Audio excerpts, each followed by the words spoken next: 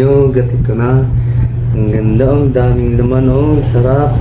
Yan, kunin natin yung laman niya. Para kainin natin. Masarap po ito. Yan. Kunin natin. Wow. Delicious.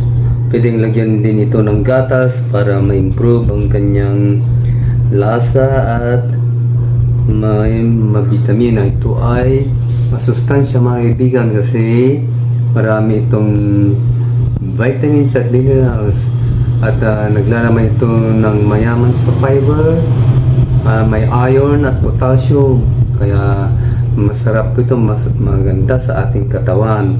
Kaya kumain tayo ng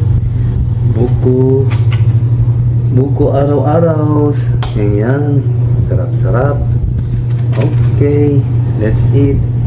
Tikman natin. Ang sarap. Katakam-takam. Thanks for viewing.